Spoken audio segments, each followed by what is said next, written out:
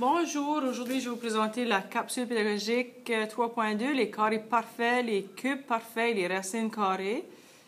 C'est pour le cours de 421M. Avant de commencer, juste pour qu'on puisse se souvenir, une petite révision, lorsqu'on a un cube ici ou même la face, les lignes qui sont ici, on appelle ça les arêtes. Et où est-ce que les lignes se rejoignent ici, on appelle ça un sommet. Puis ici, la partie qui est plus foncée, c'est la face. Racine carrée, ici, ça représente, disons, la racine carrée de x. Et à la droite, ceci, ça représente la racine cubique. On a le même symbole que la racine carrée, mais ici, on a un 3. Puis ça indique que c'est une racine cubique. Et cette partie ici, on appelle ça l'indice du radical. Tout ceci ensemble, on appelle ça le radical. Et la partie ici, le 125, on appelle ça la radicande. Ça fait, en règle générale, si vous voyez ceci, un 2, ça représente la racine carrée, mais on ne le met pas. En règle générale, on ne le met pas, mais si vous voyez un 2 là, ça veut dire que c'est la racine carrée. Et si un 3, c'est la racine cubique. Il y a une façon de déterminer la racine carrée d'un nombre naturel en utilisant ou en trouvant les facteurs premiers. Ça fait, j'ai mon 1296. C'est un nombre pair, alors je le divise par 2. Et par la suite, je continue à trouver mes facteurs premiers. Ce que j'ai fait ici, j'ai encerclé et j'ai surligné en bleu tous mes facteurs premiers. Une fois que j'ai tous mes facteurs premiers, je vais réécrire les facteurs en deux groupes égaux. Ça fait, vous voyez, j'ai 1, 2, 3, 4, 2. 1, 2, 3, 4, 4, 3. Mais je ne peux pas mettre mes 2 d'un côté puis mes 3 d'un côté parce que ça ne serait pas des groupes égaux. Ça fait, je vais mettre la moitié des 2 dans un groupe. Alors, j'en ai 4, je vais faire 2 fois 2. Donc, ça va être mon premier groupe. Et ceci, ça va être mon deuxième groupe. J'ai 2 fois 2. Alors, 2 fois 2, 2 fois 2.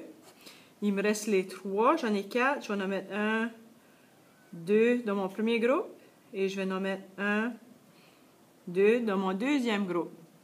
Et lorsque je fais le produit, 2 fois 2, ça me donne 4. 4 fois 3, ça me donne 12. 12 fois 3, ça me donne 36. Et ce que ça me dit, ceci, si je veux savoir la racine carrée de 1296, à l'aide de cette méthode ici, je sais que la racine carrée de 1296, c'est 36. Disons que, vous voyez, j'ai mon carré ici. L'aire du carré serait 1296, disons, unités carrées. Et mes arrêts, ça c'est les côtés ici, seraient de 36 unités. Ça fait, c'est une belle petite méthode plaisante pour trouver la racine carrée. Vous allez faire ceci, le pratiquer en classe lorsqu'on prend les notes de cours. Et maintenant, on peut faire la même chose pour déterminer la racine cubique d'un nombre naturel. Ça fait, j'ai 1728. J'ai diviser 1728 jusqu'à temps que je puisse trouver tous les facteurs premiers. Une fois que j'ai les facteurs premiers, ils sont tous ici, tout ici, je vais les réécrire en 3 groupes égaux. Ça fait, je vais faire groupe 1, groupe 2, groupe 3. J'ai 1, 2, 3, 4, 5, 6, 2. Alors, si j'ai 3 groupes, je vais mettre 2 dans chaque groupe. J'en ai 1, 2, 3, 4, 5, 6. 1, 2, 3, 4, 5, 6. Maintenant, j'ai 1, 2, 3, 3. Je vais les diviser. 3, 3, 3. Maintenant, j'ai mes 3 groupes égaux. Et ça me donne 2 fois 2, ça me donne 4. 4 fois 3, 12. Alors, la racine cubique de 1728 est de 12. Et qu'est-ce que ça veut dire, ça? C'est qu'à l'intérieur de mon cube, mon volume est 1728, disons, unités cubes.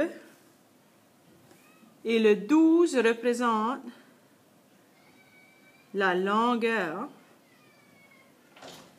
des arêtes. Ça fait, une fois qu'on trouve la racine cubique de 1728, comme ceci, on regroupe tous les facteurs en 3 groupes égaux et on trouve c'est quoi le résultat de ça. Et ça représente la racine cubique et la longueur des arêtes d'un cube. Maintenant, vous allez pratiquer vous-même à trouver la racine cubique d'un nombre naturel et votre nombre naturel est 2744. Merci.